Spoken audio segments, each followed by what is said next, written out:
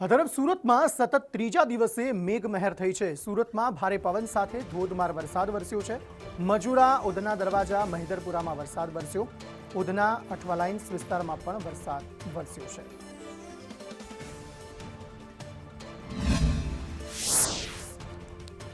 દિવસે મેઘમહેર જોવાઈ રહ્યો છે। સુરતના અલગ અલગ વિસ્તારોમાં વરસાદ વરસી રહ્યો છે। ત્યારે કહી શકાય છે કે ગતરોજ આખો દિવસનો વરસાદ વરસ્યો હતો, ત્યારબાદ રાત્રિએ વરસાદે વિરામ લીધો હતો, પરંતુ સવાર થતાની સાથે જ સમગ્ર સુરત શહેરમાં ધોધમાર વરસાદ વરસી રહ્યો છે।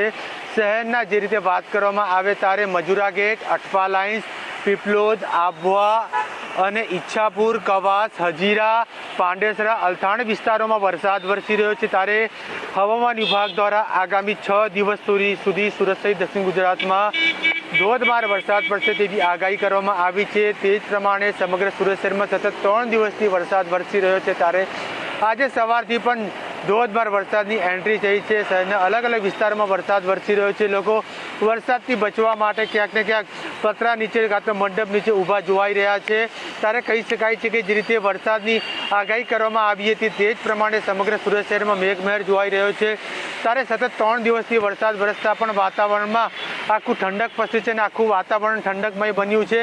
જે રીતે વાત કરવામાં આવે ત્યારે સિસ્ટમ સક્રિય થઈ હોય તેના કારણે વરસાદ વરસી રહ્યો છે તેવો હાલ કહી શકાય છે, કે કારણ કે જે પ્રકારે આગાહી કરવામાં આવી હતી તે જ પ્રમાણે સમગ્ર રાજ્યમાં વરસાદ વરસી રહ્યો છે। ત્યારે દક્ષિણ ગુજરાતમાં શા માટે બાકી રહેતા હોય?